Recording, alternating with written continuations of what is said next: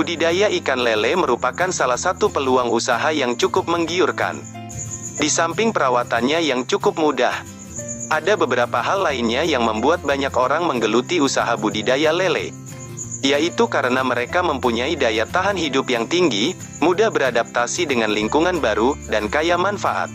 Memulai budidaya ikan lele juga tidak membutuhkan kolam tanah, kolam tembok, ternak lele bioflok, hingga kolam drum.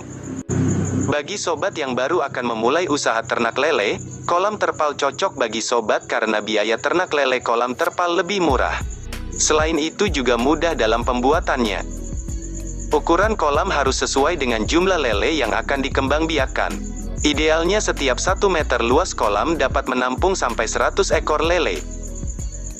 Jangan sampai bibit lele terlalu banyak di kolam yang sempit, karena kepadatan yang tinggi di kolam dapat menyebabkan lele kekurangan oksigen dan mati.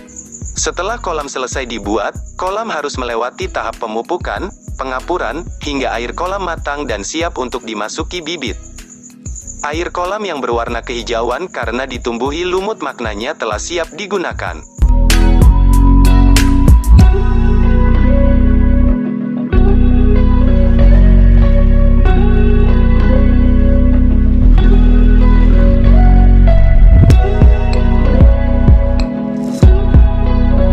Yang baik pula. Maka dalam memilih bibit harus benar-benar cermat. Ciri-ciri bibit yang baik adalah yang bergerak aktif, lincah, responsif, dan tidak berdiam di udara. Tubuhnya normal, tidak ada cacat, warna kulitnya mengkilap dan tidak terdapat bercak.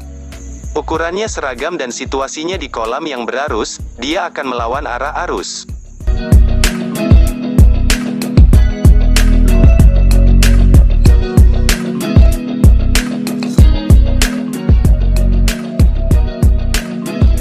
Lele pemula, yaitu pada saat menebarkan bibit ke dalam kolam dilakukan dengan memasukkannya secara langsung.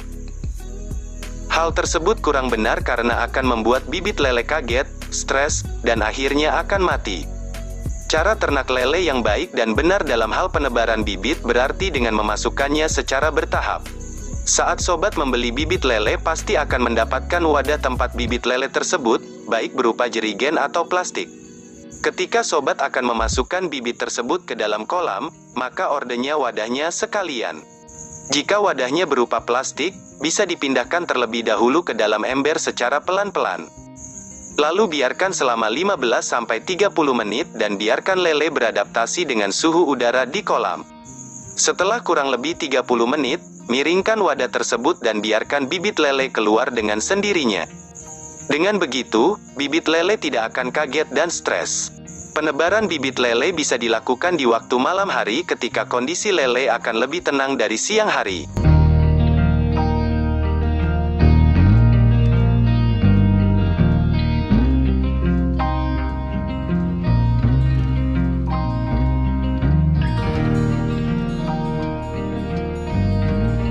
Sendiri terdapat dua macam pakan alami dan pakan buatan. Pakan alami bisa berupa biota udara seperti fitoplankton dan cacing. Sedangkan pakan buatan bisa berupa pelet.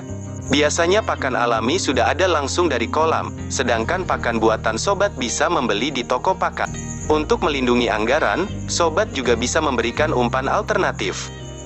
Misalnya berupa keong yang telah dicacah, ikan rucah, campuran pelet, dedak, dan daun singkong, atau campuran dedak dan pelet saja. Pemberian pakan bisa dilakukan sebanyak 3 kali sehari dan harus rutin.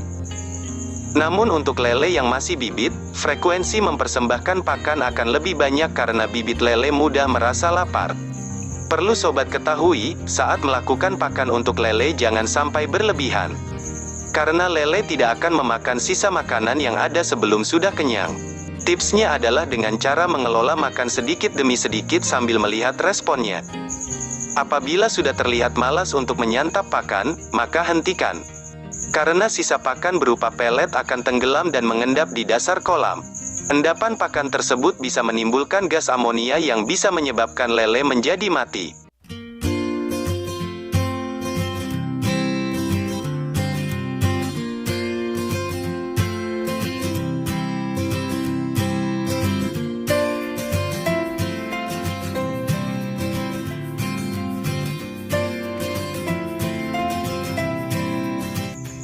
Apabila sudah tercium bau busuk karena ada timbunan pakan di dasar kolam, maka segera bersihkan.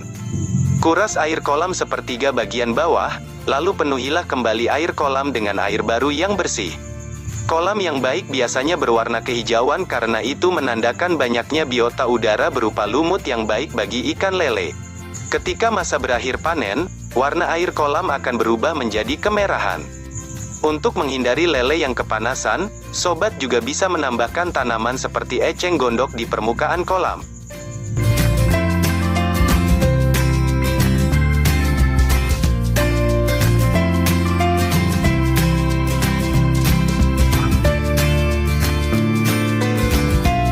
Ikan lele dalam 1 kilo rata-rata berisi 5-9 ekor lele. Lele mengurangi jumlah pakannya 1 minggu sebelum panen. Dan 1 hari sebelum panen, lele tidak diberi makan agar tidak buang air ketika dipanen. Menggunakan alat bantu berupa serok atau jaring untuk memudahkan penangkapan ikan lele. Kuras sebagian air kolam hingga tersisa kurang lebih 10 cm. Saat sobat memanen, gunakanlah sarung tangan untuk melindungi tangan sobat dari patil lele. Lakukan sortasi setelah semua ikan selesai dipanen. Itulah cara budidaya ikan lele yang baik dan benar versi Budidaya Channel. Selamat mencoba!